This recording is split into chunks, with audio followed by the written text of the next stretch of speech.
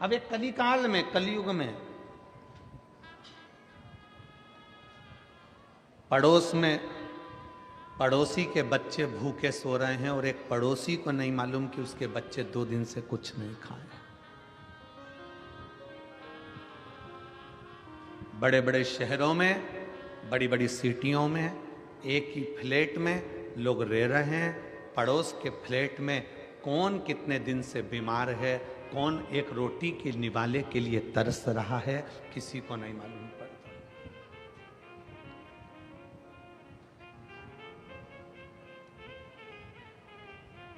त्रेता युग और कलयुग में कितना अंतर आ गया, ये समझने वाला विषय है कि पहले के युग में लोग कहते थे प्राण जाए पर, जम के बोलो जरा, प्राण जाए पर वचन ना जाए।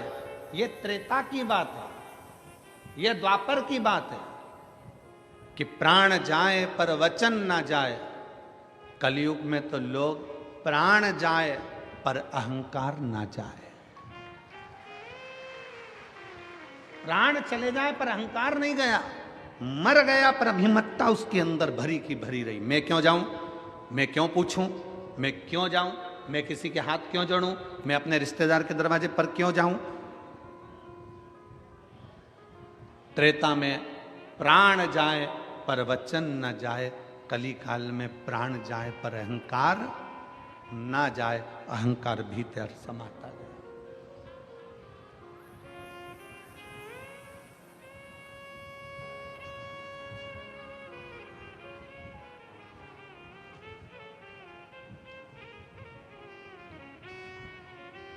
कभी आपको गर्व होना चाहिए,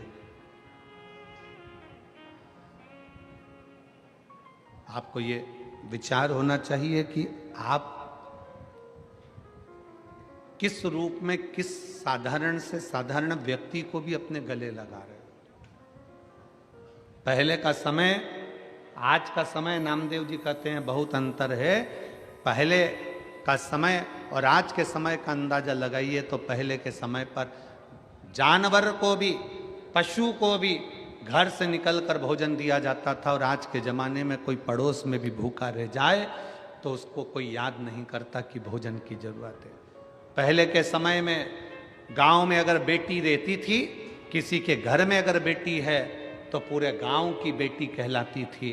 आज के ज़माने में पड़ोसियों से ही बेटियां सुरक्षित सी नजर आती है। ये पहले का समय और ये आज का समय है, कितना अंतर है। पहले के समय में लोग अपने मेहमान को बस स्टैंड तक छोड़ने जाते थे, बस स्टैंड पर लेने जाते थे, रेलवे स्टेशन छोड़ने जाते थे, रेलवे स्टेशन पर लेने जाते थे, और रेलवे स्टेशन या बस स्टैंड पर छोड़ने जाते थे तो छोड़ते समय आंख में आंसू आते थे। आज के ज़माने में तो लोग शमशान में छोड़ी आए तो आंख में आंसू नहीं आए, वहां पे भी गुटखा मल मल के खाया।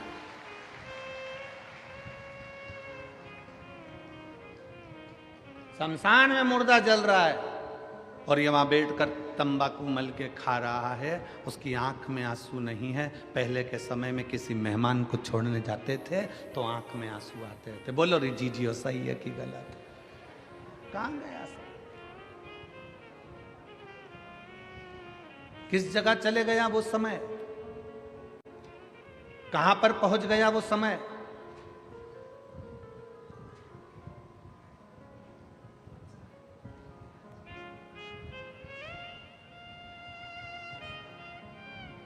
कितनी दूर जाना है।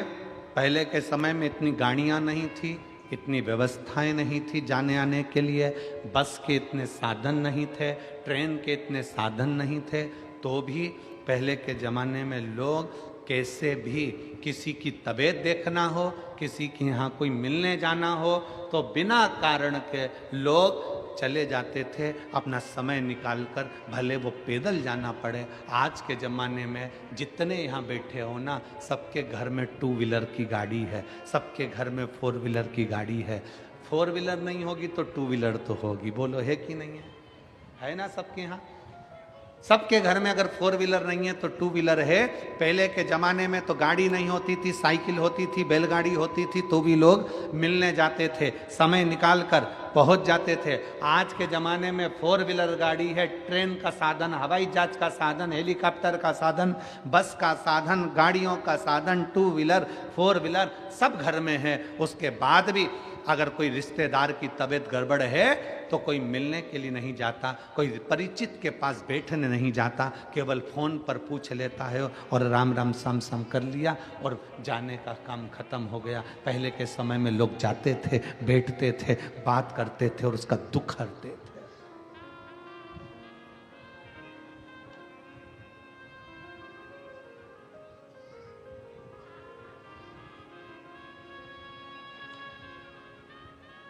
दुख हरते थे। हृदय में थोड़ा सा भी अगर दुख होता था किसी के तो उससे मिलने पहुंच जाते थे। बोलो सही है कि गलत है? पहले के समय में घर में इतने कपड़े नहीं होते थे, होते थे इतनी अलमारियां भरी नहीं होती थी। पहले के समय में घर में इतने कपड़े नहीं होते थे, फिर भी घर में रहने वाला गरीब भी अपना पूरा तन ढक कर रहता था। और आज पूरी अलमारी भरी होती है और व्यक्ति नंगा घूमता है।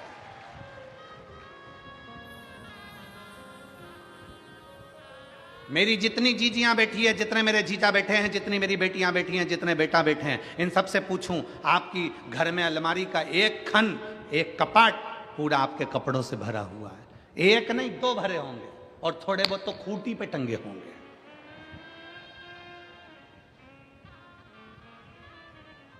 पहले के जमाने में कपड़े नहीं थे तो भी गरीब से गरीब व्यक्ति भी अपना पूरा तन ढककर चलता था, तन ढका करता था।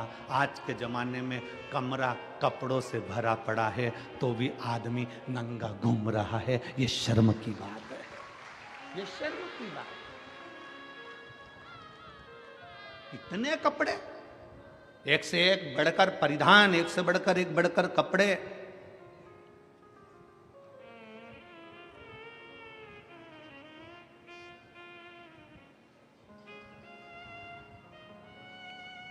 मैं महाराष्ट्र की मेरी जीजियों को, मैं संपूर्ण देश की मेरी बेटियों को, मेरी माताओं को हाथ जोड़ नमन कर कर प्रणाम करता हूं कि आप हमारी संस्कृति और सभ्यता को बनाए हुए हो, संस्कार को दे रहे हो।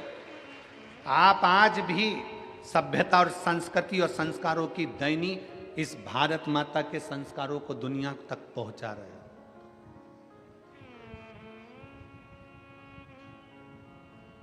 कितना बदलाव, कितना बदलाव।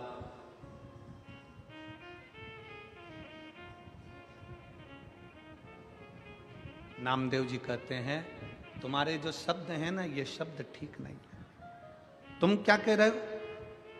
अगर ईश्वर है तो दिखता क्यों नहीं? ये तो पत्थर की मूर्ति है जिसका तुम गुणगान गा रहे हो, जिसका तुम विनय कर रहे हो। नामदेव जी ने कहा भगवान का शरीर पत्थर का है पर इंसान का तो दिल पत्थर है। पत्थर दिल है, इसलिए भगवान की मूर्ति भी पत्थर की नजर आ रही है। जिस दिन दिल कोमल होता उस दिन मेरा शंकर भी कोमल नजर आता, मेरा शिव भी कोमल नजर आता।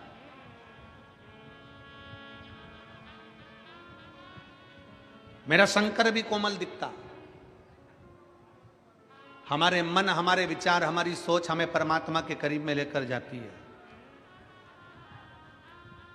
हमारे विचार हमें शंकर के करीब में लेकर जाते हैं। हम कितने अच्छे विचार लेकर जिंदगी के इन पहलुओं में आगे बढ़ेंगे तो हम उन्नति की ओर बढ़ते चले जाएंगे।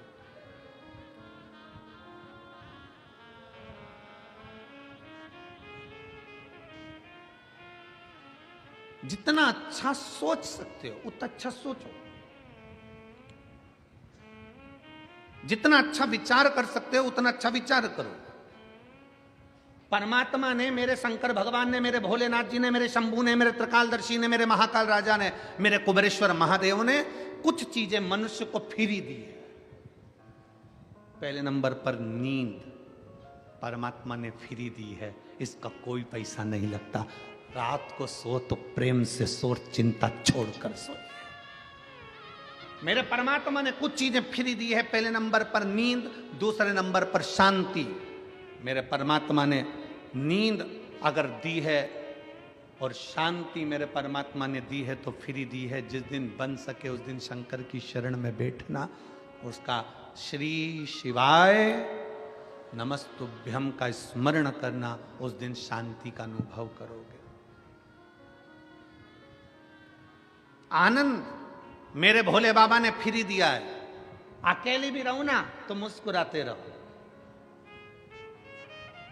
अपने कक्ष में दो जनी है ना, पति पत्नी है ना, थोड़ा मुस्कुराने की बात करा करो। पर जब जब पति घर दुकान से आया, ऑफिस से आया, तुम अपने दुकान से आई, तुम अपनी ऑफिस से आई, तुम अपने काम से आई, दोनों पति पत्नी जिस कमरे में पहुंचे हो उस कमरे को दुनिया के लोग कहते हैं गुरुजी पहले के समय में दशरथ जी के समय पर कैकेयी कोप भवन में जाकर बैठी थी। आज के जमाने में लोग अपने बंगले में कोप भवन नहीं बनाते, कोप गुस्सा करने का कमरा नहीं बनाते। हमने कहा पूरा बंगला ही कोप भवन होता है तो अलग से बनाने की जरूरत ही क्या होती है?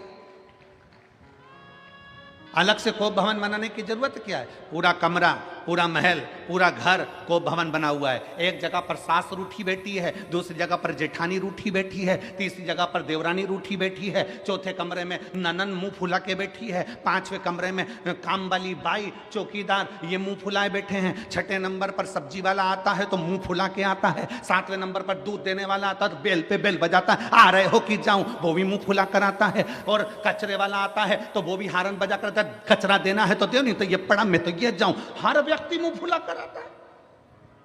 और बात करते हो कि दशरथ जी के समय पर एक कोप भवन था जिसमें कैकेयी बैठी थी। आज के जमाने में पूरा घर कोप भवन है। मेरा निवेदन है शंकर के परिवार को देखना। शंकर जहां रहते हैं, कैलाश पर रहते हैं, शमशान में रहते हैं, पर अपने परिवार के साथ आनंद में रहते हैं। पति पत्नी जिस कमरे में रहें उस कमरे से मोबाइल दूसरी अलमारी में बंद कर कर रख दो, और जितनी देर कमरे में रहो उतनी देर प्रेम से रहो।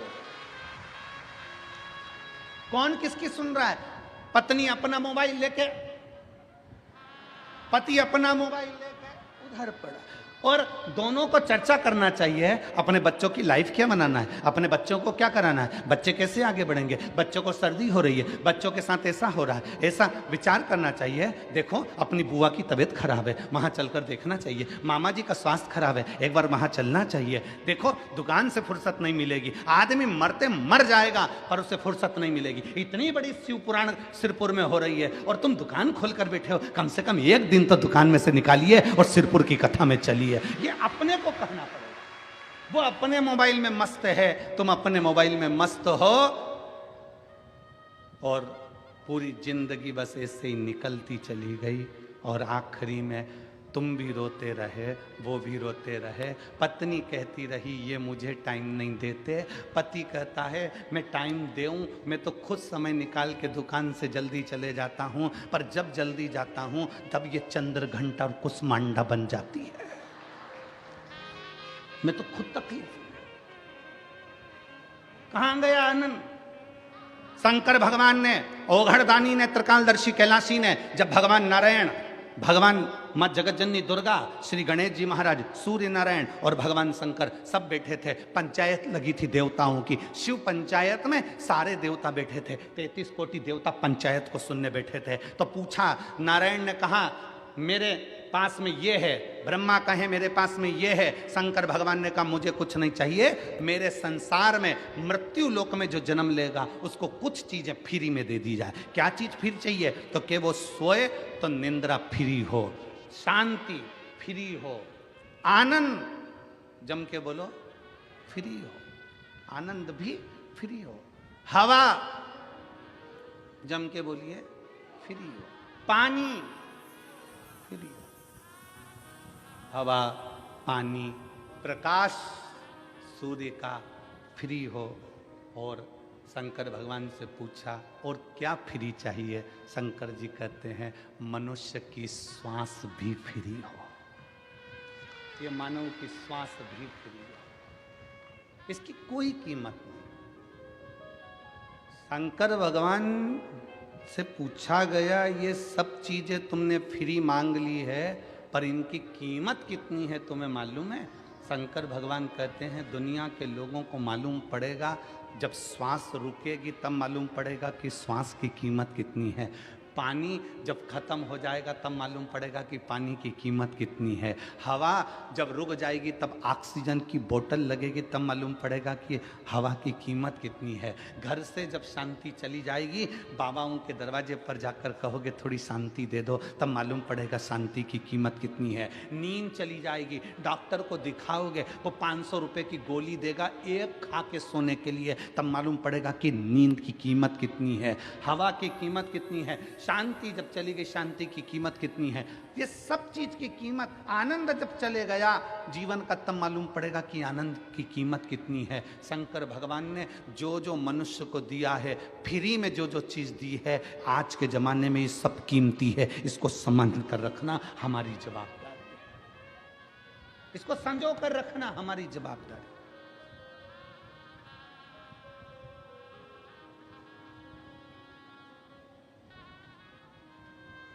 हम क्या दे रहे हैं?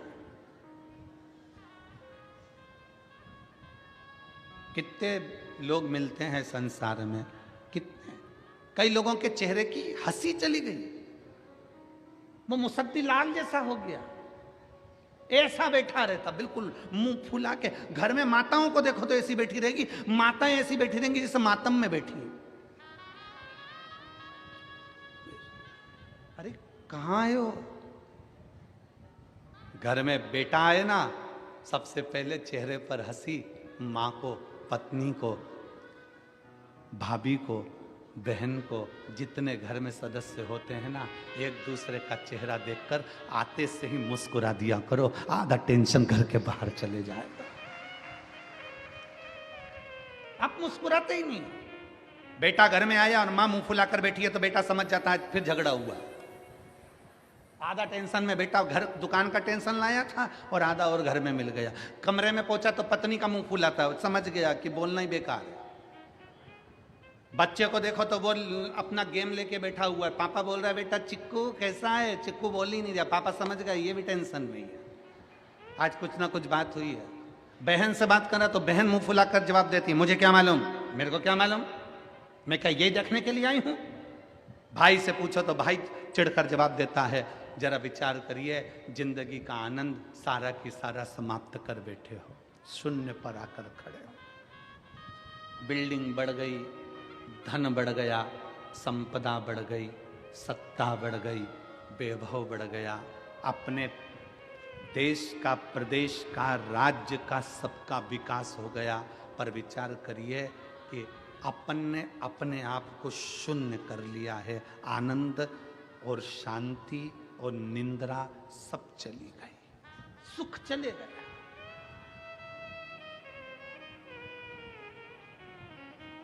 शांति चली गई, सुख गया।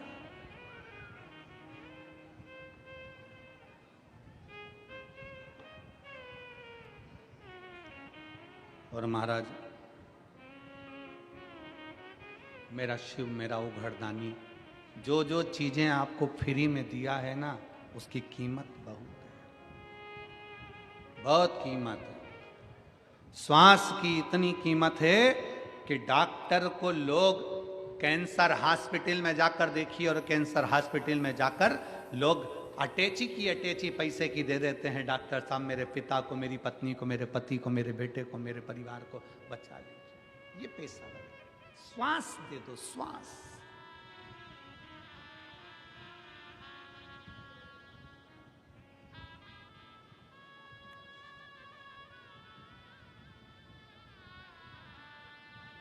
कितना सुंदर नामदेव जी कहते हैं, त्रेता में था प्राण जाए पर, जम के बोलो वचन ना जाए। आज के जमाने में प्राण जाए पर अहंकार,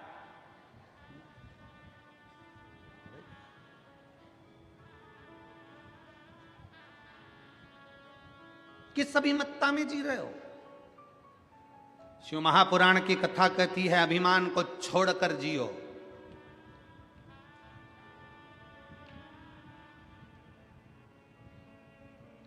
किसी को छोटा मत समझो, किसी को साधारण मत समझो, किसी को हल्का मत समझो। कभी कभी जिस पत्थर के टुकड़े को तुम घर के बाहर फेंक देते हो, कभी कभी अलमारी को सीधा खड़ा रखने के लिए पत्थर के टुकड़े का भी टेका लगाना पड़ता है, वो पत्थर का टुकड़ा भी काम आ जाता है। किसी को हल्का मत समझो, किसी को छोटा मत समझो। और हल्का समझ रहे हो तो कोरोना महामारी के समय पर देख लो, बड़े बड़े शोरूम, बड़ी बड़ी दुकानें कपड़ों से भरी पड़ी रही, और एक छोटा सा कपड़े का टुकड़ा मास्क करोड़ों की कीमत का हो गया। बड़े बड़े शोरूम में कपड़े भरे की भरे रह गए, बड़े से बड़ी दुकान में कपड़ा पड़ा की पड़ा रह गया, ताले लगे की लगे रह गए, और एक छोटा सा कपड़े का टुकड़ा जिसकी कोई कीमत नहीं थी, वो छोटे सा कपड़े का टुकड़ा भी करोड़ों का बिक गया, करोड़ों का व्यापार कर गया। करोड़ों का व्यापार एक जरा से मास्क ने कर दिया, और वो शोरूम कपड़े के भरे की भरे रह गए। कौन पूछता था वो जरा से मास्क को? कौन जानता था वो इतने से मास्क के कपड़े के टुकड़े को? उसकी क्या कीमत थी? पर उस छोटे से टुकड़े ने भी अपना वजूद दिखा दिया कि छोटा कभी छोटा नहीं होता, एक दिन वो छोटा भी शंकर की कृपा से बड़ा हो जाता है। उसने अपना वजूद दिखाया, उसने अपना वर्चस्व दिखाया कि एक छोटा सा कपड़े का टुकड़ा भी बड़ा हो सकता है अगर शिव की कृपा हो जाए, शंकर की करुणा हो जाए, शिव की दया हो जाए, शंकर ओघड़दानी की करुणा हो जाए। किसी को छोटा मत समझो। लोग कहते हैं ये छोटा है, ये छोटा है। दुनिया के लोग जातियों में बांटने का प्रयास कर रहे हैं, दुनिया के लोग छोटे और बड़े में बांटने का प्रयास कर रहे हैं, पर शिव महापुराण की कथा कहती है आप बंटना नहीं, कोई छोटा कोई बड़ा नहीं। घर के अंदर बहुत विवाद होता है, एक पति का पत्नी ज़्यादा कमाता है, दूसरी पत्नी का पति कम कमाता है। ये मत सोचना कि तुम्हारा पति ज़्यादा कमा रहा है, हो सकता है जो नहीं कमा रहा है ना, उसको शंकर भगवान उसके कारण तुम्हारे पति की भी तनख्वाह ज़्यादा दिलवा रहा है, हो सकता है। परिवार के भरण पोषण के लिए, परिवार के सुख के लिए, परिवार के लिए परमात्मा दे रहा है, किसी के लिए हल्का नहीं। ये ना सोचे कि हमारी माँ कुछ नहीं दे रही, हमारे पिताजी कुछ नहीं कर रहे, हमारा देवर कुछ नहीं करता, हमारा जेठ कुछ नहीं करता, केवल तुम्हारा पति कमा रहा है। ना ना ना, भगवान ने क्यों कृपा कर कर रखी है, क्यों भगवान भरपेट भोजन दे रहा है, क्या पता किसके भाग्य का किसको मिल रहा है। इसलिए कभी ये ना सोचें कि केवल मेरा पति कमा रहा है, घर में जितने सदस्य हैं ना, सबके भाग्य का मेरा भोलेनाथ देते जा रहा है, ये विचार करें। कोई भूखा ना सोए।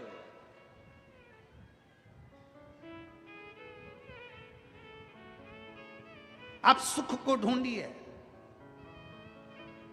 क्या मिला शिव महापुराण की कथा से, भगवान शंकर की करुणा से, शंकर भगवान के से सुंदर शिव महापुराण की कथा क्या देती है? ये इतने इतने पत्र रोज आते हैं। आज एक बहन ने लिखा, ये पत्र कौन बनेगा करोड़पति जैसे हैं। इतने पत्रों में जिसका पत्र निकल जाए गुरुजी, वो कौन बनेगा करोड़पति में जितनी खुशी नहीं होती होगी हॉट सीट पर बैठकर, उतनी खुशी होती है आपकी व्यासपीठ के पास आने पर। पत्र लिखने वाली ने पत्र लिखा, देखिए।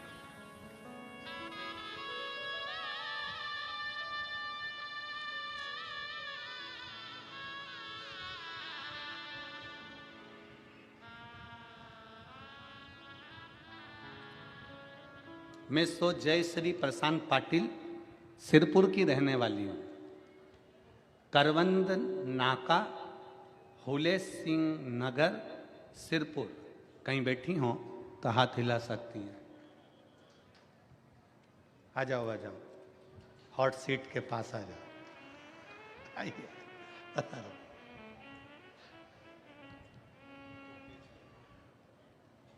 प्रशांत पाटिल सिरपुर की रहने वाली हूँ। करवंद नाका, हुले सिंह नगर, सिरपुर। बाबा, मेरी माँ रोज बोलती थी कि तू कथा सुना कर, पर मैं कथा नहीं सुनती थी। गुरुदेव, मेरी माँ रोज मुझे बोलती कि कथा सुन कथा सुन। मैं कथा नहीं सुनती, माँ से कह देती सुनती हूँ, पर मैं नहीं सुनती थी महाराज। जो सत्य है वो इस पत्र में लिख रही हूं। तभी एक दिन मन में आया कि मेरी माँ रोज कहती है कथा सुन, और मैं उसको कह देती हूँ सुनती हूँ और सुनती नहीं, एक बार सुनना चाहिए। तब मैंने अपने पति से कहकर टीवी पर कथा देखना प्रारंभ करी। कथा देखना प्रारंभ करी तो पति नाराज हो गए। क्या दिन भर महाराज की कथा सुनती रहती, बंद कर दे टीवी। बड़ी दुखी हो गई। मैंने मेरे पति को हाथ जोड़ प्रणाम कर कर कहा, एक बार तुम भी तो इस महाराज की कथा तो सुनो, ये सियोर वाला महाराज है, एक बार तो सुनो। पति के मेरे को नहीं सुनना। एक दिन मैं कहीं चली गई और पति उसी टाइम पर टीवी चालू कर कर बैठ गए और आपकी कथा सुन रहा था। पति जब कथा सुन रहा था उस समय पर मालेगांव में आपकी कथा चल रही थी। मैंने अपने पति से कहा चलो अपन कथा में चलते हैं। पति ने मना करा, फिर मैंने जिद करी तो उन्होंने कथा में जाने का विचार करा। कथा में पहुंच गए। पति का मन तो कथा में लग गया और मेरी आंखें लग गई। जी को इस पत्र में सत्य लिखने के लिए एक बार जोरदार ताली बजाओ। बहुत बहुत साधुवाद, बहुत बहुत साधुवाद। पति का मन कथा में लग गया और मेरी आंखें लग गई। मैं सो गई। कथा पूरी हो गई। कथा होते से ही पति ने कहा कि वो सियोर वाला महाराज कह रहा था कि पंडाल में बैठकर जो मांगा जाता है वो बाबा देता है, तू भी मांग कर चली जा। मैंने बाबा से प्रार्थना करी, बाबा मैं क्या मांगू, मेरा रिजेक्ट हुआ मेडिक्लेम का पास रह गया है, आप बस एक कृपा कर दो, मैं मान जाऊंगी कि आपके पंडाल में ऐसा जादू है कि मेरा काम हो गया, मेरा मेडिक्लेम रह गया है, वो मुझे दिला दो। हम एक दिन की कथा सुनकर अपने घर चले गए। बस घर जाकर थक इतने गए थे भीड़ में कि घर जाकर लेट गए। आंखें लग गई और लगते से ही एक फोन आया और फोन आते से ही खबर करी कि आपका मेडिक्लेम क्लियर हो गया है, आपका मेडिक्लेम क्लियर हो गया। गुरुदेव, आज मैं सत्य वचन कहती हूं, मेरा मन भले कथा में से हट जाए पर मेरे पति आपकी कथा एक दिन की भी नहीं छोड़ते। मैं भले मन को हटा लूं पर मेरे पति कथा को नहीं छोड़ते। गुरुदेव, आपका पत्र पढ़ना, अब इस लाइन को पढ़िए, आपका पत्र पढ़ना ये तो एक करोड़पति जैसा खेल है। कौन बनेगा करोड़पति? 10 पत्र में से एक पत्र छटता है, जितना हॉट सीट पर बैठने पर खुशी नहीं होती वो खुशी आपकी व्यासपीठ के पास आने पर होती है। ये शिव पर, ये शंकर है, ये ओघड़ है। जहां बैठी हैं दीदी, आइए एक बेलपत्र लेकर जाइए, शिव कृपा।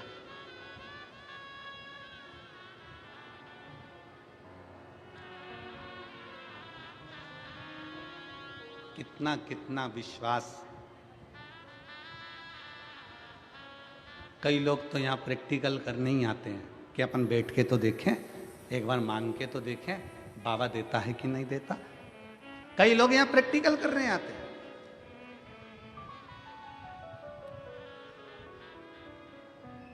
अजय,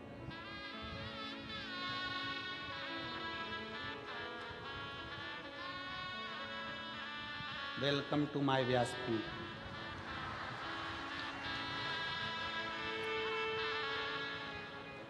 प्रशांत पाटिल सिरपुर की रहने वाली हूँ, कवंद नाका, फूले सिंह नगर, सिरपुर। एक बार जोरदार ताली बजाकर स्वागत करें। बहुत बहुत साधुवाद।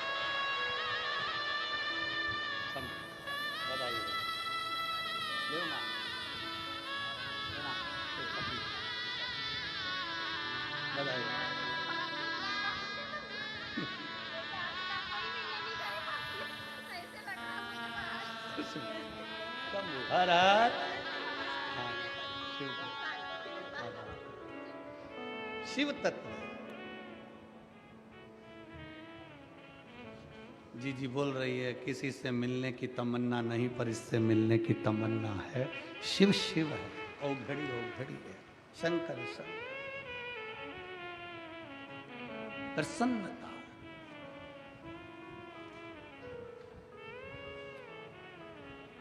आनंद जीवन का जानना नहीं चाहिए।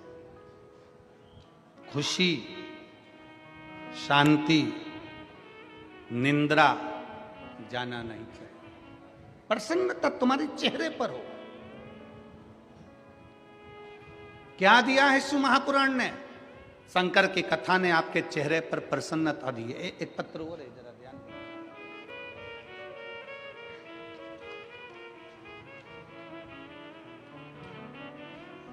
मानवी गोकुल प्रजापति, मेरा नाम मानवी, पत्र को आप लोग पढ़ेंगे। प्रजापति कुम्हार, मैं सेंधवा मध्य प्रदेश की रहने वाली हूँ। कहीं बैठी हो तो हाथ हिला सकती हूँ, और अगर आई हो और अपने बच्ची को लाई हो तो लेकर भी आ सकती हो। मेरा नाम मानवी प्रजापति है, कुम्हार हूँ मैं सेंधवा मध्य प्रदेश की रहने वाली हूँ। कहीं बैठी हो तो हाथ हिला सकती हैं। अच्छा, आप ही हैं? हाथ हिलाओ एक बार, खंबे के साइड में से इधर आओ। हाँ, हिला दो हाथ, हिलाइए, हाथ हिलाओ वापिस। ठीक है, आ जाओ बेटी को लेकर, आ जाइए। मैं एक लोटे जल का क्या वर्णन करूं, मेरे पास शब्द नहीं है गुरुदेव। मेरी छोटी बेटी काव्या प्रजापति, उसकी आयु 5 साल है। पत्र दिख रहा है ना टीवी पे? जम के तो बोलो, सबको दिख रहा है? पढ़ा करो, साथ में पत्र भी पढ़ा करो। छोटी बेटी काव्या प्रजापति, उसकी आयु 5 साल है। वे न बोल पाती थी न चल पाती थी, बस बिस्तर पर पड़ी रहती थी। हम बड़े परेशान थे, हमने उसको इलाज कराया, हर जगह पर किया, पर कोई फर्क नहीं पड़ा। हम बड़े चिंतित थे, मैं तो बस रोते ही रहती थी। मेरा बड़ा बेटा बिल्कुल अच्छा है, पर बेटी ऐसी क्यों है? मैं रोती रहती थी। हमने उसको इंदौर के बड़े अस्पताल में दिखाया। डॉक्टर कहने लगे कि ये बच्ची ना बोल सकती है ना चल सकती है। इसकी खून की जांच बेंगलोर में भेजी गई। पता चला कि इसको डाउन सिंड्रोम की बीमारी है, जिसके अंतर्गत ये बच्ची न बोल पाएगी, न सही से बैठ पाएगी, न चल पाएगी, न सुन पाएगी। मैं बहुत रोने लगी। किसी ने बताया आस्था चैनल पर सीहोर वाला कोई महाराज आता है, शिव महापुराण की कथा करता है, उसे सुनो। मैं ये से चीज़ों पर विश्वास नहीं करती, पर मैं मेरी बेटी के लिए कथा सुनना शुरू किया। फिर 2022 में सीहोर रुद्राक्ष महोत्सव में गई, वहाँ भीड़ बहुत थी, फिर भी मैं रुद्राक्ष को लिए भीड़ में खड़ी रही। वहाँ रुद्राक्ष लिया, कंकर शंकर की पूजन कही, बाबा को रुद्राक्ष रात को लाई और बाबा को प्रणाम कर कर रुद्राक्ष को तांबे के कलश में गलाती, फिर वही जल शिव जी को चढ़ाती और बेटी को पिलाती। फिर आपकी कथा जलगांव में थी, मेरी बेटी को लेकर आई, 4 दिन की कथा सुनी, धरती को नमन किया, वहीं पर बेटी को सुला देती, मिट्टी उसके शरीर पर लगा देती, बाबा को प्रार्थना करती। इसका शरीर काम नहीं कर रहा, न सुन सकती, न बैठ सकती, न बोल सकती, न चल सकती। आज मैं बाबा को प्रणाम करने के लिए आई हूँ। पंडाल का बैठकर कथा सुनने का फल क्या है? आज मेरी बेटी पूरी तरह से स्वस्थ हो गई, बोलने भी लगी, चलने भी लगी, सुनने भी लगी और बाबा की कृपा से स्कूल जाने भी लगी। मैं बाबा को प्रणाम करने आई हूँ, जिसका फोटो मैंने आगे लगाया है और बेटी भी आई हुई है, फोटो लगाया है, फोटो देख सकते हैं। पंडाल में एलईडी पर आप लोग इस बच्ची का फोटो भी देख सकते हैं। ना चल सकती थी, कमर से काम नहीं करती थी, कमर से पूरे पलंग पर पड़ी रहना, ना पैर ना हाथ, ना सुनना ना बोलना, बस पड़े। हम तो बाबा के भरोसे चलते हैं, हम तो बाबा के भरोसे चलते हैं। ये दुनिया वाले जलते हैं, ये दुनिया वाले जलते हैं, हम तो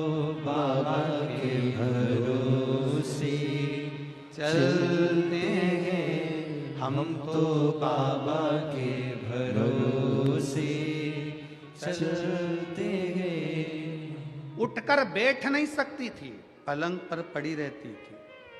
कमर काम नहीं करती, पाँव काम नहीं करता, हाथ काम नहीं करता, नेत्र काम नहीं करते, श्रवण शक्ति काम नहीं करती, बोलने की शक्ति काम नहीं करती, पर उसके आश्रित तो हुए। आज ये लाखों की संख्या में आप लोग कथा के पंडाल में आते हो, लाखों की संख्या में कथा के मंडप में पहुंचते हो। जो आते हैं कथा के पंडाल में, उनकी चिंता मेरे भोलेनाथ को लग जाती है कि अब आया है तो कुछ ना कुछ देना ही पड़ेगा, आया है तो देना ही पड़ेगा। जैसे किसी के घर शादी में गए हो तो चिंता तुम्हें पड़ जाती है कि गए हो तो 500 का लिफाफा, तो 500 का नहीं दे हो तो 100, 50, 200 का, आजा भाई, 100, 50, 200 का तो लिफाफा देना ही पड़ेगा। एक बार ताली बजाओ ये बेटी के लिए जिसकी कमर, पाँव, शरीर काम नहीं करता था और आज चलकर बाबा के धाम पहुंची है।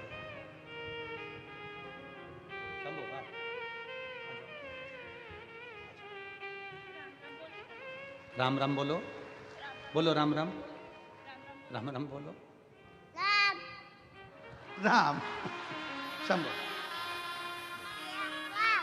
श्री राम, श्री शिवाय नमस्तुभ्याम, श्री शिवाय।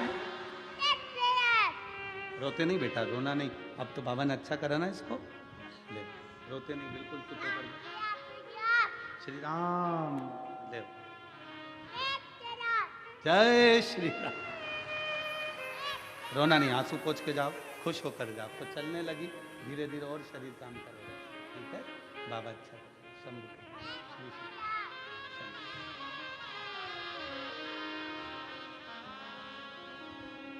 अरे लुटा दिया भंडार काशी वाले ने, कर दिया माला माल काशी वाले ने। जो जैसी भावना लाया वो वैसा ही फल पाया। जो जैसी भावना लाया वो वैसा ही फल पाया। नहीं खाली किसी लौटाया, वो मन ही मन हर्षाया। और कर दिया माला माल काशी वाले ने, लुटा दिया भंडार काशी वाले ने। एक माँ का दिल जो होता है ना, वो बड़ा विचित्र होता है, बड़ा।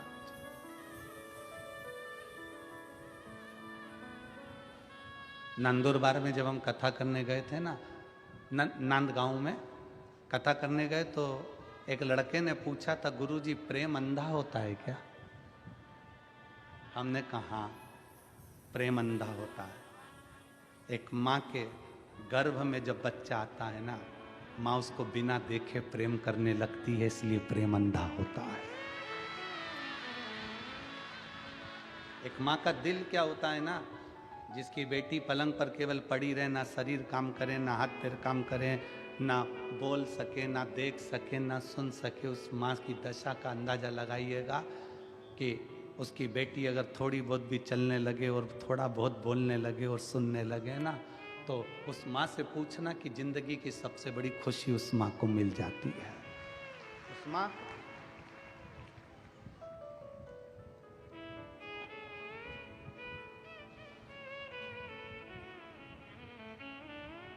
स्नेहता शिव के प्रति, शंकर। आप आए हो, इतनी लाखों की संख्या में पहुंचे हो, तुम्हारा टेंशन शंकर जी को है। जितनी भीड़ कथा में भक्तों की बढ़ रही है, उतना ही शंकर भगवान को चिंता बढ़ रही है, क्योंकि आया है तो कुछ ना कुछ देना पड़ेगा। खाली लौट गया तो कथा लोग कहेंगे, बताओ शिव पुराण सुनी थी सिरपुर में बैठ के, मालेगांव में बैठ के, धुलिया में बैठ के, और बाबा ने दिया नहीं, इसलिए उसको देना ही पड़ता है और झोली भर कर भेजना ही पड़ता है।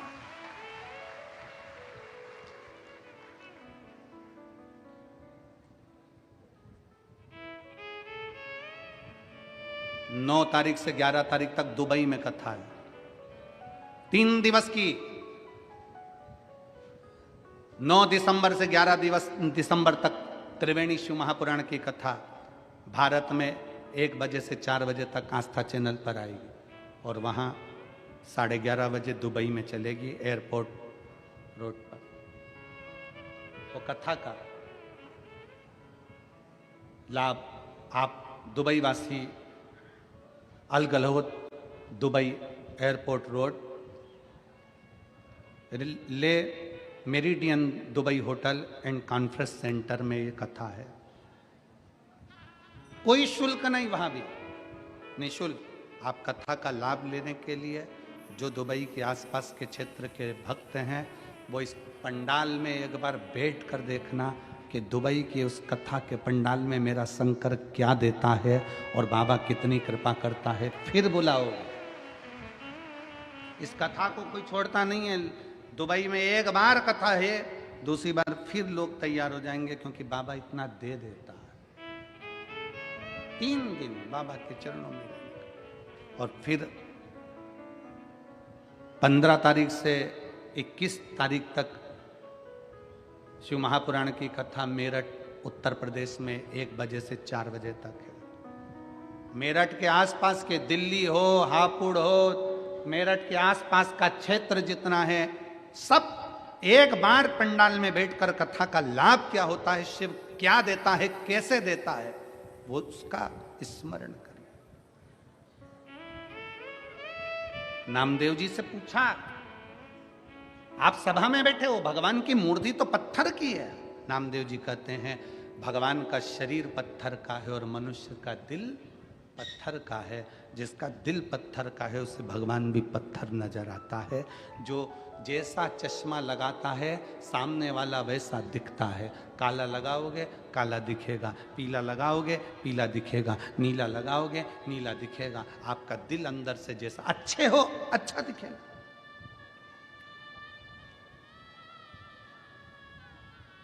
क्यों हम इतनी शर्त से व्यासपीठ पर बैठकर बोल देते कि शंकर जी झोली भरेगा? क्योंकि हमें भरोसा है उस पर, देखा है उसको।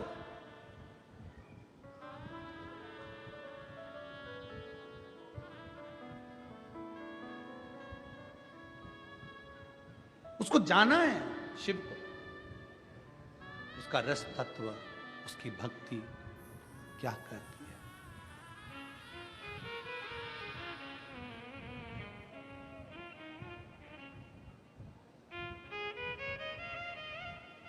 किसी के घर में शादी में गए हो,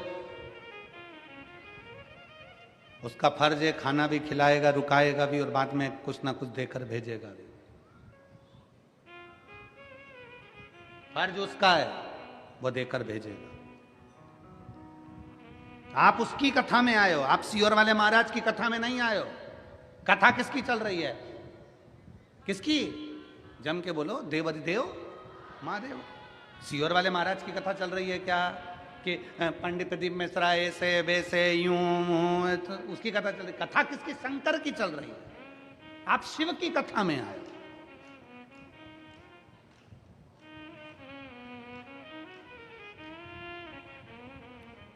कोई पूछता है तो आप कह किसकी कथा चल रही, तो कहते हैं सीहोर वाले महाराज की। ना ना ना ना, क्यों बेवकूफ बना रहे हो किसी को? सीहोर वाले महाराज की चल रही है, फालतू की बात है। कथा किसकी चल रही है? कोई पूछे तो शान से कहना मेरे बाप देवाधिदेव महादेव की चल रही है।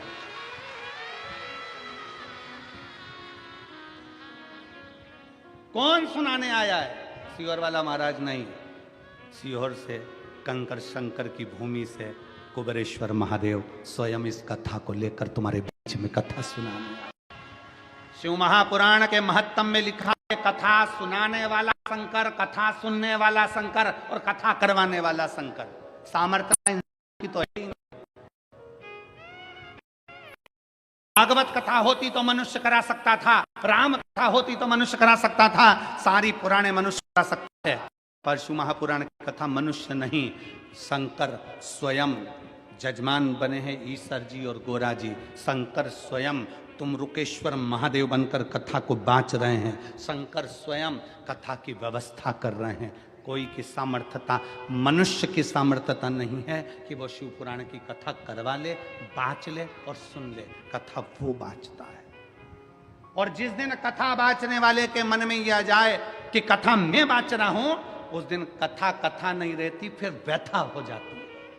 इसलिए कथा बाँचने वाले को चाहिए कि ये शंकर की कथा है।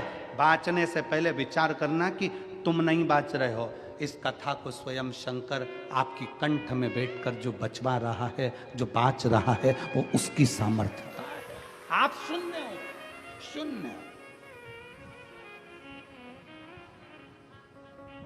और जब शून्य हो जाता है व्यक्ति, तभी पूर्ण हो पाता है। जरा विचार करिए, यहां से धूलिया कितना किलोमीटर है? 50। चलो ठीक है, गए हो कभी? अरे बोलो तो जम के, गए हो? चलो, यहां से धूलिया जाओगे, यहां पर लिखा है 50 किलोमीटर धूलिया, ठीक है?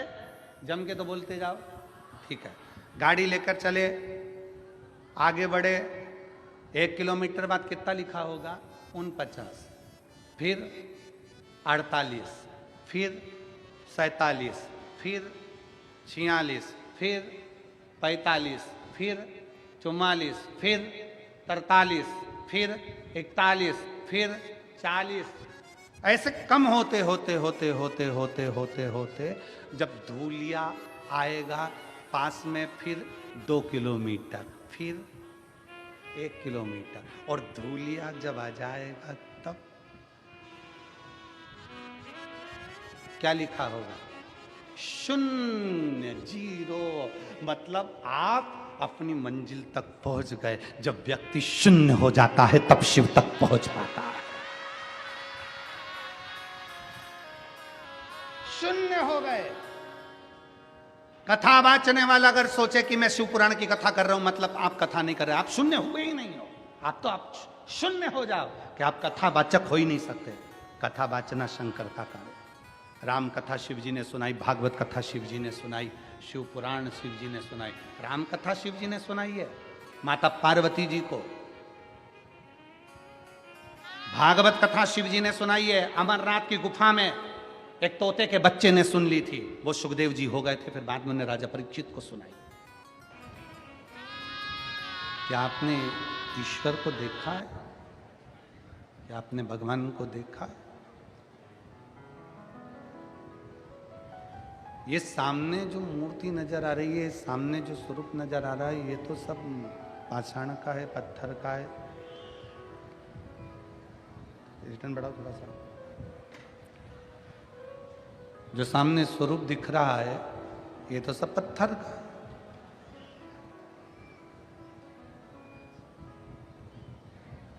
सब पत्थर है। नामदेव जी ने कह दिया कि जैसा दिल, जैसा हृदय, वैसा ही सब दिख रहा। अच्छे को अच्छा नजर आता है और बुरे को बुरा नजर आता है।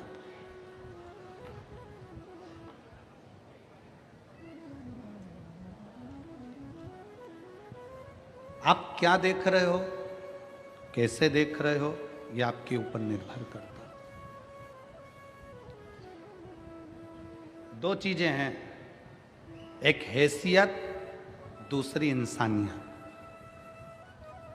क्या क्या चीज है, जम के बोलो। पहले नंबर पर क्या है? हैसियत, और दूसरे नंबर पर इंसानियत। हैसियत देखकर दुनिया तुम्हारी हो सकती है, हैसियत देखकर दुनिया के लोग तुम्हारे होंगे, और इंसानियत देखकर मेरा देव अधिदेव महादेव तुम्हारा होगा। शंकर भगवान तुम्हारी हैसियत नहीं देखते कि तुम्हारे पास में कितना दौलत है, कितना धन है, कितना वैभव है, कितना संपदा भरी पड़ी है, कितनी दौलत भरी पड़ी है, कितनी संपदा है तुम्हारे पास, कितनी पूंजी है तुम्हारे पास, कितना वैभव है तुम्हारे पास। ये मेरा शंकर नहीं देखता। मेरा शंकर तो तुम्हारी हैसियत नहीं देखता, इंसानियत देखता है कि तुम किसी भूखे को भोजन कराए, प्यासे को पानी पिलाए, किसी की दवाई की किसी को जरूरत है और आपने उसको औषधि दी है क्या? कोई वृद्ध है, गिर पड़ा है उसको उठाया है क्या? किसी की तकलीफ में तुमने आंसू बहाया है क्या? किसी की मुस्कुराहट को देखकर तुम मुस्कुराए हो क्या? ये इंसानियत शिव देखता है। शिव हैसियत नहीं देखेगा। तुम्हारे पास करोड़ों का धन है, करोड़ों की पूंजी है, शंकर भगवान को क्या करना है तुम्हारी पूंजी से?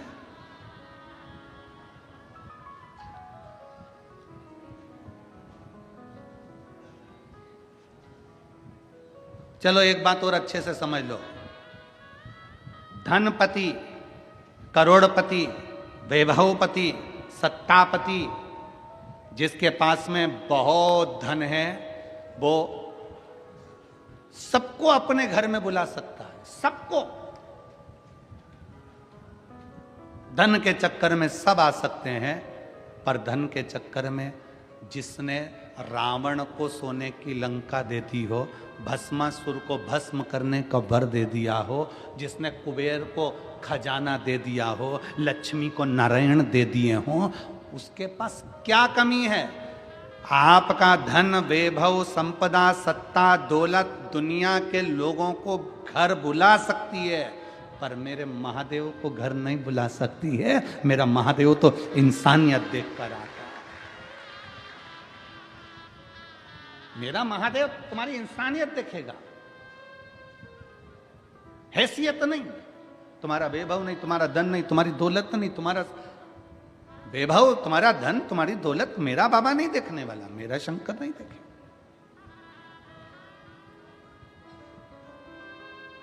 उसको केवल तुम्हारा निर्मल मन सो मोहि पावा, मोहि छल छिद्र कपट ना। मेरे बाबा को तुम्हारे हृदय से मतलब है। तुम क्या भाव, तुम्हारे पास कितनी दौलत है, कितना धन है, कितना वैभव है, उससे मतलब नहीं। नामदेव जी महाराज ने कहा कि तुम पूछ रहे हो क्या ईश्वर दिखता है? नामदेव जी ने एक लोटा जल मंगवाया और एक कटोरी में नमक मंगवाया। उस व्यक्ति ने, जिसने पूछा था नामदेव जी महाराज से, उस व्यक्ति से कहा लोटे में नमक डाल दे।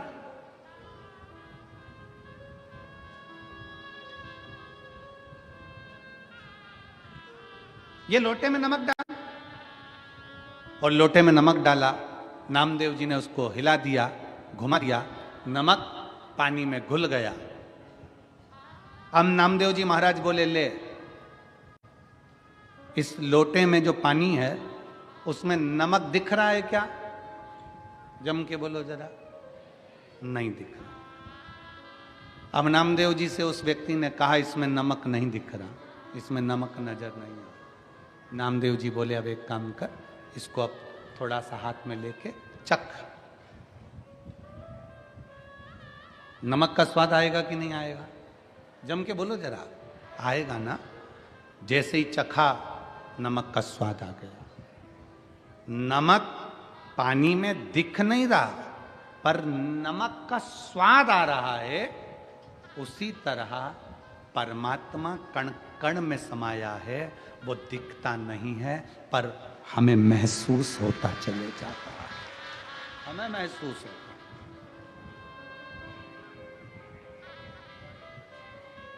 कण कण में शिव है, कंकर कंकर में शंकर है, हर पल, हर घड़ी, हर क्षण में भगवान समाया है। बस उसको पहचान के नेत्र चाहिए, पहचान के, कि चप्पे चप्पे में है झांकी भगवान की, कोई सूझ वाली आंख ही पहचान की। चप्पे चप्पे में है झांकी भगवान की, कोई सूझ वाली आंख ही पहचान की।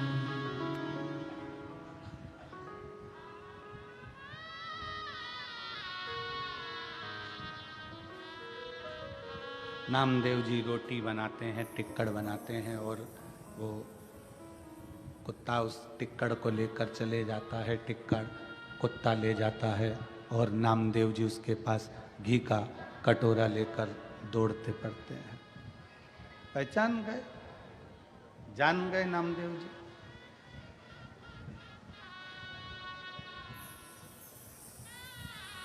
कि भगवान इसमें भी समाया हुआ है, भगवान इसमें भी समाहित है। पानी में नमक नहीं दिखेगा पर स्वाद नमक का आएगा, उसी तरह संसार में मेरा भोलेनाथ नहीं दिखेगा, पर जब तुम जल चढ़ाओगे, उसका आचमन करोगे तो शिव जरूर कृपा बरसाएगा।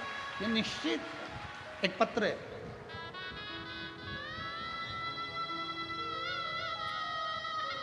मैं ममता दिनेश सिंह सिसोदिया राजपूत, मेरा मोबाइल नंबर ये है।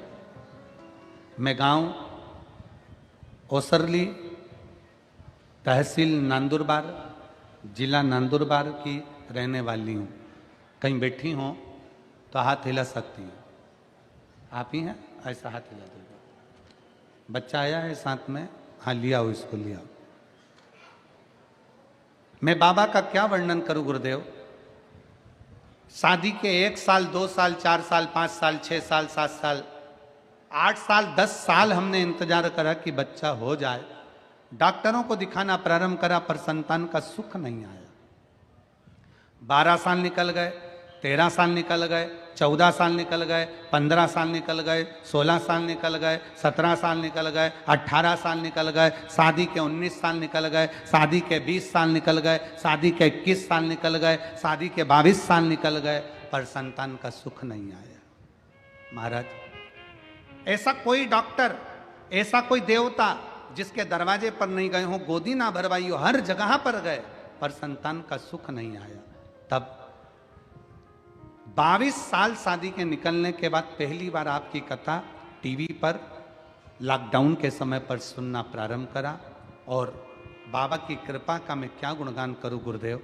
हमने नासिक में टेस्ट बेबी भी करवाया, पुणे भी गए, मुंबई भी गए, पर कोई लाभ नहीं मिला। आखिरी में हम कुबरेश्वर धाम सीहोर चले गए। वहां गए, कंकर शंकर का पूजन करा, पूजन कर कर बाबा का रुद्राक्ष लिया, वहीं से बाबा से विनती कर कर एक कंकर को उठा लाए, सफेद आंकड़े की जड़ बांधना प्रारंभ करा, और बाबा की कृपा से 16 जुलाई 2023 को बाबा की कृपा से हमारे घर में पुत्र रत्न की प्राप्ति 22 साल के बाद। शादी के 22 साल के बाद पुत्र रत्न की प्राप्ति हुई। गुरुदेव, जहां पर सब कुछ व्यक्ति हार जाता है, तब कुबरेश्वर महादेव साथ निभा जाता है। ये शिव का। बच्चे का फोटो भी लगा रहे हैं, और बच्चा यहां आया भी है, आप फोटो भी देख सकते हैं एलईडी के माध्यम से। और बाबा की कृपा से, शिव की करुणा से, शिव की उदारता से 16 जुलाई 2023 के दिन बाबा की ऐसी कृपा हुई गुरुदेव। उन्होंने एक लाइन अच्छी लिखी है कि गुरुजी, कुबरेश्वर धाम का कंकर जिसकी पूजन, और एक उन्होंने लिखा कि हम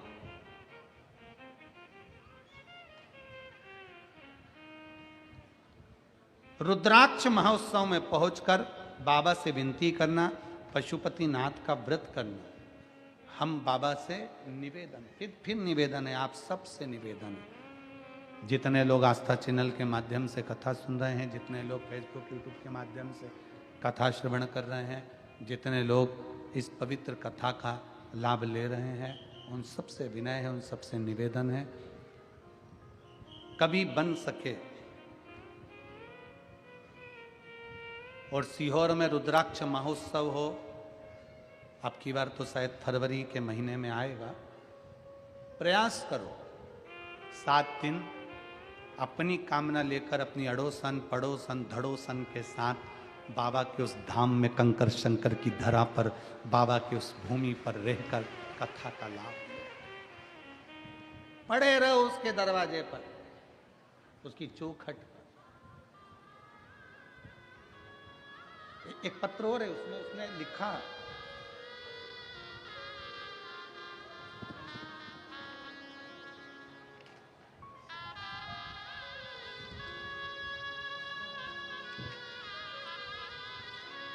मेरा नाम प्रशांत रोहित दास Shinde, plot number 25, Gajanan Maharaj colony, तहसील सिरपुर। मेरा मोबाइल नंबर ये है। कहीं बैठे हों तो हाथ हिला सकते हैं। अगर कहीं बैठे हों तो अपना हाथ हिला सकते हैं। मेरा नाम प्रशांत रोहित दास Shinde, plot number 25, Gajanan Maharaj colony, तहसील सिरपुर। मेरा मोबाइल नंबर ये है। कहीं बैठे हैं? आप ही हैं? ऐसा हाथ हिला दो एक बार, वापिस हाथ हिलाओ। ठीक है, नजर आ गया। आ जाइए, एक बेलपत्र ले जाइए। आ जाइए। गुरुजी, मैं 2 साल से एमपीएससी की परीक्षा की तैयारी कर रहा था। परीक्षा दी पर रिजल्ट मेरे मन माफिक नहीं आया। बहुत निराश होता था। फिर मेरी माँ उज्ज्वला रोहित दास सिंधे शिव महापुराण की कथा टीवी पर रोज सुनती थी। मेरी माँ ने मुझे बताया कि तू महादेव जी के मंदिर जाया कर और भोले बाबा को 1 लोटा जल चढ़ाया कर। परीक्षा की तैयारी कर, भोले बाबा सबकी झोली भरते हैं तो तेरी भी भरेंगे। गुरुजी, मैंने भोले बाबा के मंदिर जाना प्रारंभ करा और बाबा को जल चढ़ाना प्रारंभ करा। उसी समय पर वैकेंसी नहीं आई और फिर वापिस जल चढ़ाते चढ़ाते विभाग की ओर से वैकेंसी आना प्रारंभ हुई। तब मैंने 2023 में एग्ज़ाम दिया और एग्ज़ाम तो दिया पर भोले के आश्रित होकर दिया। गुरुदेव बाबा की कृपा से हम कुबेरेश्वर धाम गए। कुबेर भंडारी की उस पवित्र भूमि पर रुद्राक्ष महोत्सव का दर्शन कर, बाबा को विनय कर, अपनी झोली पसार कर कंकर शंकर की पूजन कर कर आ गए। पशुपतिनाथ का व्रत करना प्रारंभ करा। भले मैं पुरुष, पर मैंने पशुपतिनाथ का व्रत किया और ऐसी कृपा मेरे भोलेनाथ ने करी गुरुदेव कि बाबा की कृपा से आज मैं सरकारी आरोग्य विभाग महाराष्ट्र शासन में नौकरी कर रहा हूँ। मेरा सिलेक्शन हो गया। गुरुदेव, मैं एक बात और बताना चाहता हूँ कि मेरे कुबेर भंडारी ने रुद्राक्ष महोत्सव में मुझे क्या दिया है। मेरी परीक्षा 4 दिसंबर 2023 सोमवार को हुई। मेरा रिजल्ट 19 फरवरी 2024 को सोमवार के दिन आया। मेरा ज्वाइनिंग लेटर 26 फरवरी 2024 को सोमवार के दिन आया और मेरी पहली सैलरी 6 मई 2024 को सोमवार के दिन ही आई। मेरा बाबा ऐसी कृपा करता है कि भंडार भर ही जाता है। लाइन अच्छी लिखी है। आइए, कहीं बैठे हों तो पत्र, बेलपत्र लेने के लिए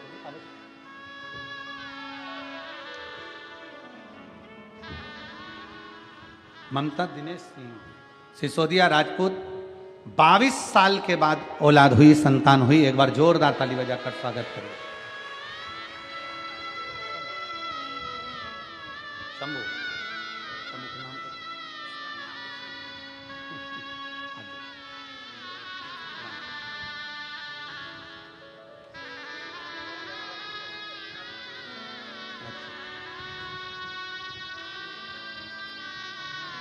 ले।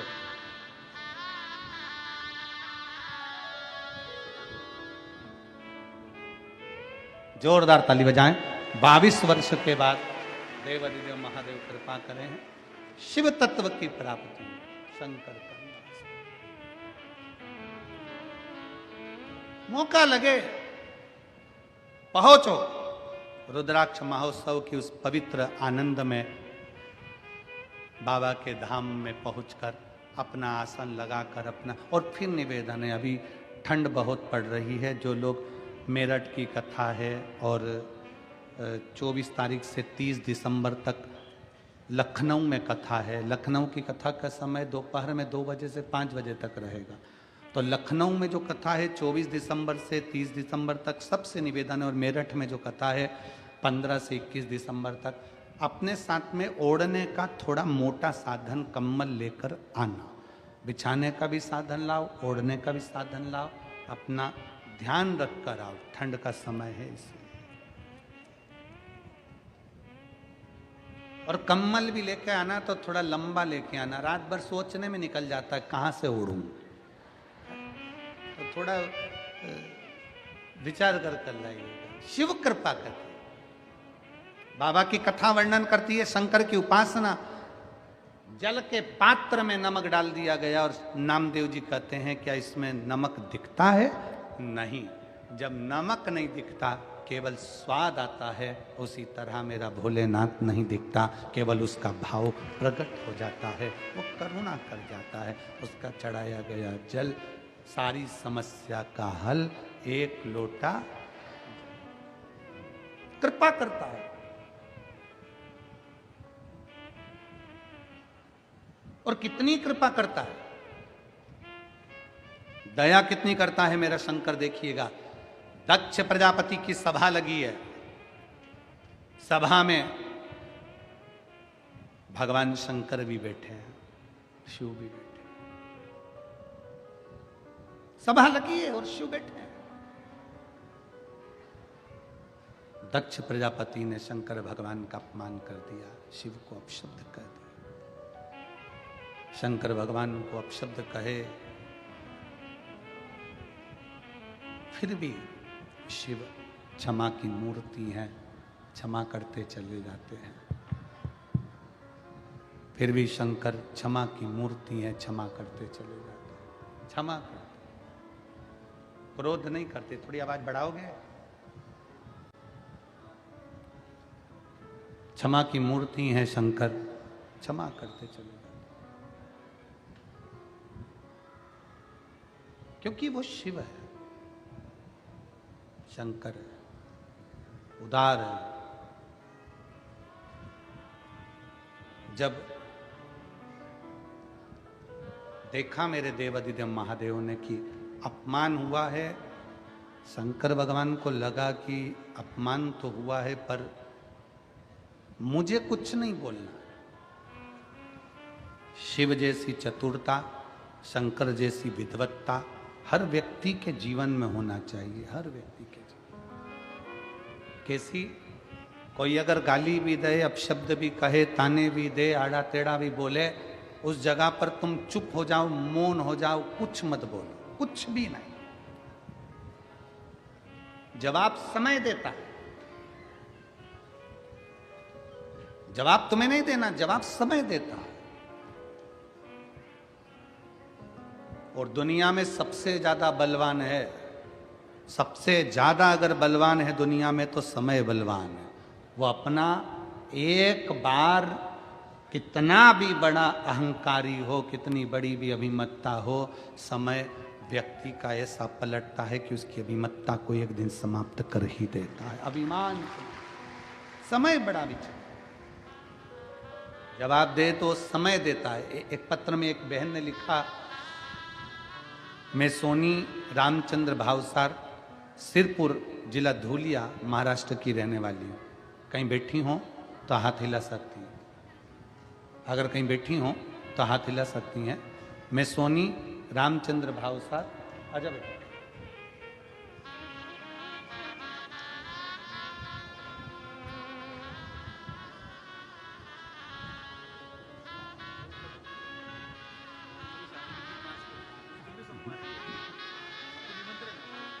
प्रशांत रोहित दास Shinde, plot number 25, Gajanan Maharaj colony, तहसील सिरपुर, जिनका जॉब आरोग्य विभाग महाराष्ट्र शासन में सोमवार के दिन 4 दिसंबर को लगा और रिजल्ट भी 4 सोमवार के दिन, और ज्वाइनिंग भी सोमवार के दिन, और सैलरी भी सोमवार को, और इनकी शादी भी सोमवार को। जय हो।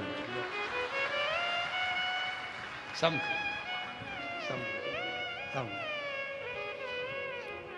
बधाई हो आपको, बहुत बहुत। एक पत्र है, मैं सोनी रामचंद्र भावसार, सिरपुर की रहने वाली हूँ गुरुदेव। कहीं बैठी हो तो हाथ हिला सकती हैं, और अगर बैठी हो तो बेलपत्र लेने के लिए आ सकती हैं। मेरा छोटा बेटा जिसकी उम्र 13 साल है, उसे बचपन से थैलेसेमिया की बीमारी है। इस बीमारी में खून नहीं बनता, खून नहीं बनता तो हर महीने 15 दिन में खून चढ़ाना पड़ता है। इसी कारण हम बहुत से अस्पताल में लेकर उसको गए, सारी जांच भी करवाई, डॉक्टरों को कहा ऑपरेशन करवाना पड़ेगा, बोन मैरो का ट्रांसफर करने पड़ेगा। डॉक्टरों ने बोला, पर उसके बाद भी डॉक्टरों ने ठीक होने की गारंटी नहीं दी। फिर हम सब बहुत चिंता में पड़ गए। 13 साल का बेटा है और थैलेसीमिया की बीमारी है जिसमें ब्लड नहीं बनता है। ब्लड 15 दिन 1 महीने में चढ़वाना पड़ता है।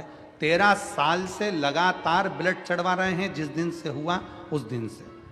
तब एक दिन हमने आपकी कथा टीवी पर सुनी और टीवी पर सुनकर रुद्राक्ष लेने के लिए हम सीहोर पहुंचे। मेरे पति सीहोर गए, रुद्राक्ष महोत्सव में पहुंचे। उस भूमि को नमन कर कर, बाबा को प्रणाम कर कर, बाबा का रुद्राक्ष महोत्सव पूर्ण करा, कंकर शंकर पूजन करी और रुद्राक्ष के शिवलिंग का दर्शन कर बाबा से विनय कर कर आ गए। वहां से एक रुद्राक्ष लाए, उस रुद्राक्ष को पानी में गलाते और शिव जी को चढ़ाकर वो पानी पिलाते। गुरुदेव, बाबा का मैं क्या गुणगान करूं गुरुदेव। रोज मैं रुद्राक्ष को गलाकर पानी पिलाती और बाबा से प्रार्थना करती, गुरुदेव, कि इनका ब्लड बनना चालू हो जाए। 3 महीने मेरे बेटे के शरीर में खून बनना, केवल 3 महीने निकले गुरुदेव, और बाबा की कृपा से 3 महीने के अंदर मेरे बेटे के शरीर में खून बनना प्रारंभ हो गया। और बाबा की कृपा से आज HB 4 से 5 ग्राम खून रहता है। अब चेक करवाया तो 10 ग्राम बढ़ना प्रारंभ हो गया। आज मेरे बच्चे को मैं प्रणाम कराने के लिए लाई हूं, क्योंकि अब उसको शरीर में खून अलग से देने की जरूरत नहीं पड़ती, उसका शरीर पूरा ठीक हो गया। मैं शिव को प्रणाम कर, कहीं बैठे हों और बच्चा अगर साथ में आया हो तो लेकर आ सकते हैं। सिरपुर धुलिया में सोनी रामचंद्र भावसार, सिरपुर जिला धुलिया, महाराष्ट्र की रहने वाली हूं। शिव तत्व की प्राप्ति कैसी है? और ये वो बीमारी है थैलेसीमिया की जिसके अंतर्गत रक्त बनता ही नहीं है, अलग से देना ही पड़ता है, रक्त चढ़वाना ही पड़ता है। 15 दिन में, 1 महीने में रक्त बार बार चढ़वाया जाता है, फिर चढ़वाया।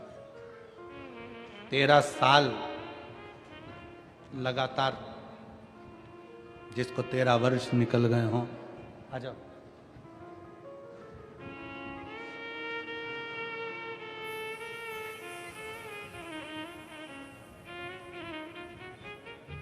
बच्चा नहीं आया? अच्छा आया, 2 दिन से आ रहा है। एक उसको दे देना, एक आपको। शिव तत्व की प्राप्ति में शंकर हो खड़ी।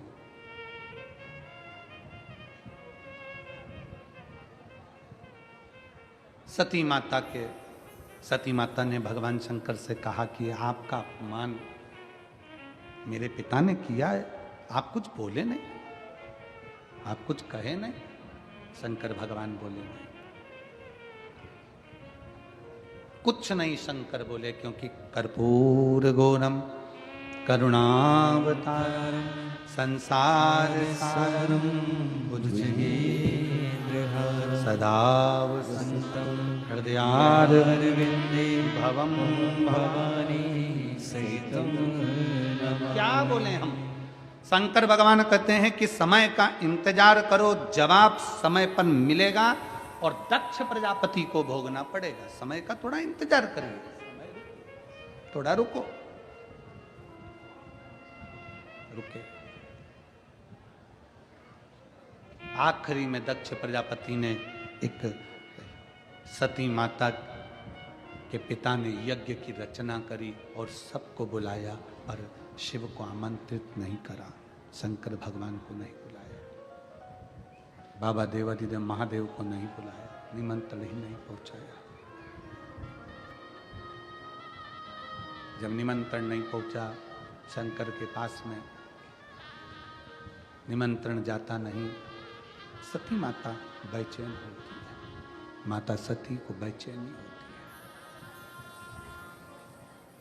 सब जा रहे हैं और हम नहीं।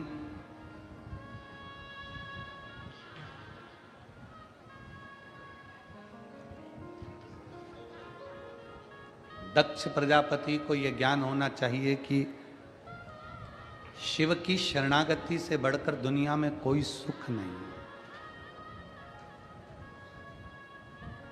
हम आपसे पूछें, सिरपुर की इस पवित्र कथा में जितने शिव भक्त बैठे हैं, आपने भी अपनी जिंदगी में सब जगह धक्के खाए होंगे, पर आखिरी में अगर आप शंकर की शरण में आए हो तो ईमानदारी से बोलना, शंकर ने आपको संभाला कि नहीं संभाला? शिव ने आपका हाथ पकड़ा। यहां पर एक बेटी बैठी है जिसके पिता चले गए एक्सीडेंट के अंतर्गत, मां का पांव टूट गया, विकलांग हो गई, और बेटी आंख में आंसू भर भर कर रोती और मां से विनती करती अब कैसे घर चलेगा। ये एक पत्र है।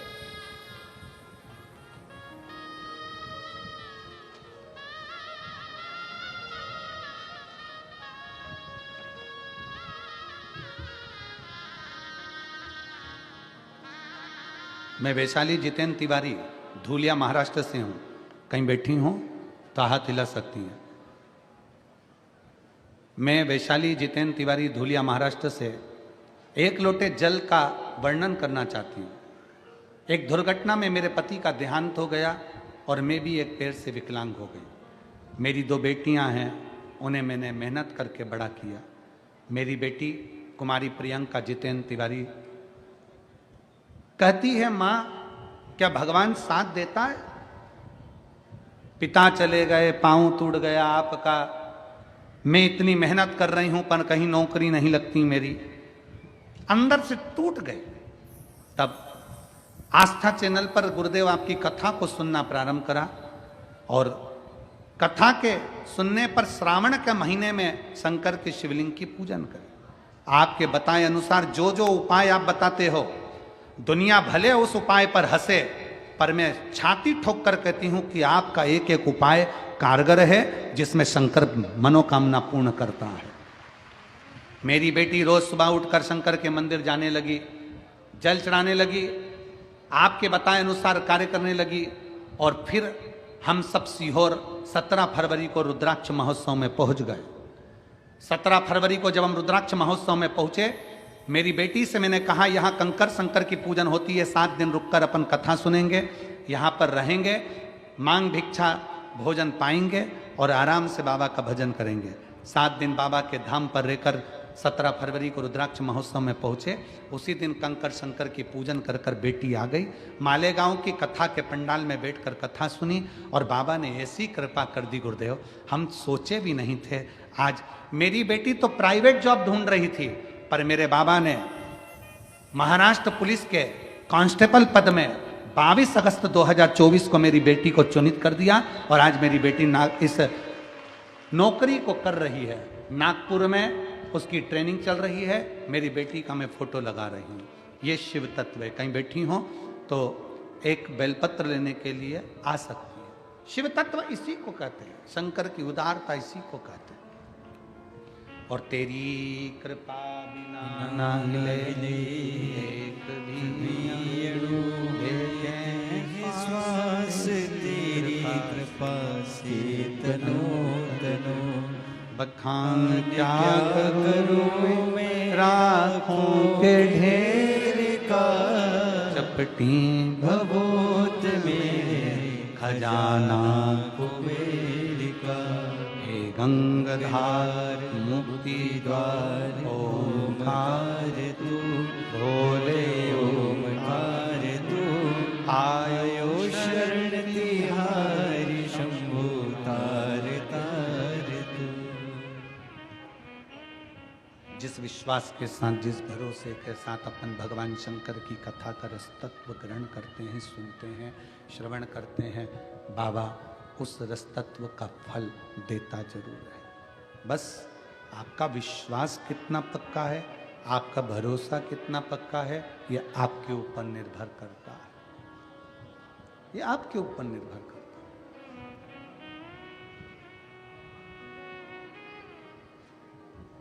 सती मैया जाने के लिए आतुर है, पर पत्र नहीं है, निमंत्रण नहीं है, बुलाया नहीं गया है, आमंत्रित नहीं किया गया है। पति के हाथ जोड़कर विनय करा कि मेरे को इस कार्य में जाना है, मेरे पिता के घर का कार्य है, मुझे जाना पड़ेगा।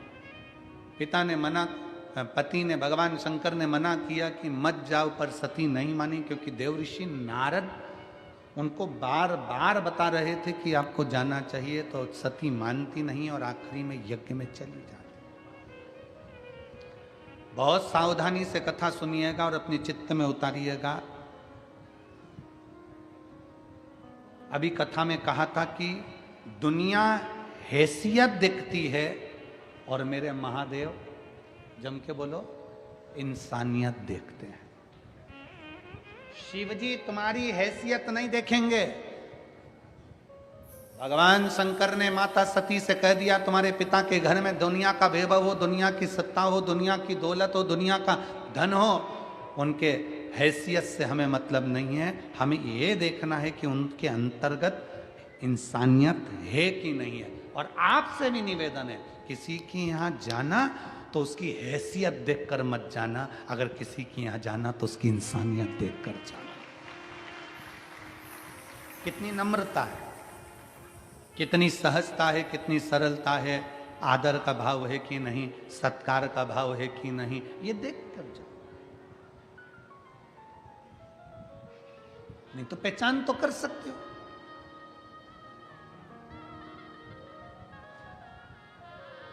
एक लड़का नौकरी कर कर अपने घर गया। घर जाते से ही उसने अपनी सास को देखा कि आज मेरी पत्नी की मां आई है।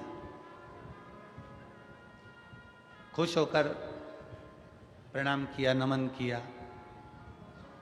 भोजन की थाली आई, भोजन करने लगा। भोजन करते करते खुश होकर बोला, आज का भोजन मेरी सास ने बनाया है, गारंटी है मेरी।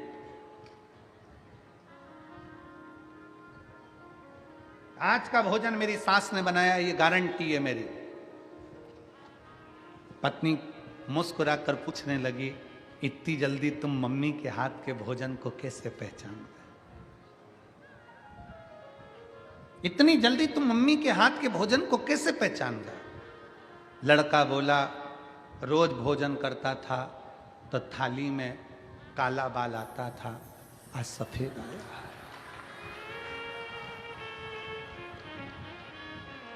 आज थाली में सफेद बाल आया है, उससे पहचान में आ गया कि भोजन मम्मी ने बनाया, सास आई है उसने बनाया। तो कैसे पहचान सकते हो? सती मैया कहती हैं कि तुम मेरे पिता को कैसे जान सकते हो? मुझे जाना चाहिए अपने पिता के घर में, मुझे जाना चाहिए अपने पिता के घर में, ये मेरा फर्ज है, मैं जाऊं अपने पिता के घर, ये मुझे जाना चाहिए। नहीं नहीं, आप मेरे पिता को कैसे जान सकते हो? क्योंकि तुम्हारे पिता भरी सभा में अपनी हैसियत दिखाते हैं कि मैं दक्ष प्रजापति हूं, मैं दक्ष प्रजापति हूं, ये हैसियत दिखाते हैं। इतने बड़े पद पर बैठने के बाद व्यक्ति को हैसियत नहीं, जितने ऊंचे ऊंचे पद पर बैठते चले जाओ उतना हैसियत नहीं, इंसानियत दिखाने का प्रयास करा करो कि हमारे भीतर भी कोई दिल बसता है।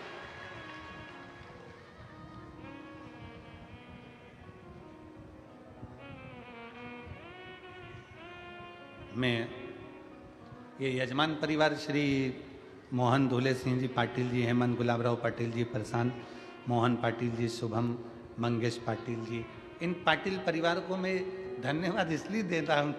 सुबह की कथा में भी मैंने दिया, अभी भी मैं इसलिए दे रहा हूँ क्योंकि ये बच्चा जो जजमान पद के लिए सीहोर भी मिलने आए और यहाँ पर भी उन्होंने सेवा का भाव रखा, ये पाटिल परिवार का स्नेह रोज पहले यजमान है जहाँ हम ठहरे हैं वहाँ पर आकर 25 बार पूछता है कि कोई चीज की कमी तो नहीं है।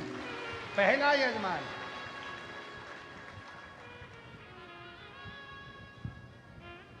मैं साधुता देता हूं ऐसे यजमान परिवार को, 25 बार आकर पूछेगा, आशीष भैया कोई सामान, पंडित जी कोई सामान, भैया जी कोई सामान, हमारे कोई भी कमी हो बता, कोई भी कमी।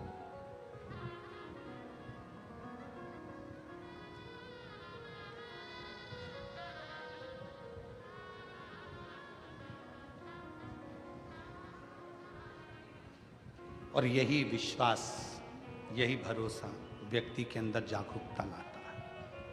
इसी को कहते हैं हैसियत नहीं, इंसानियत श्रेष्ठ होना चाहिए। इसी को कहते हैं। अगर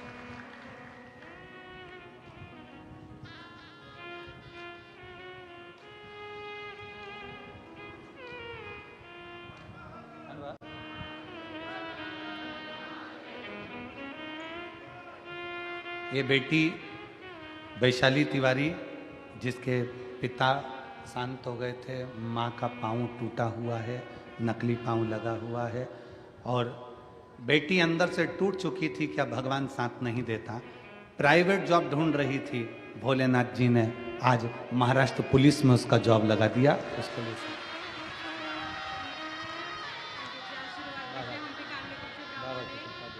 शिव तत्व और लुटा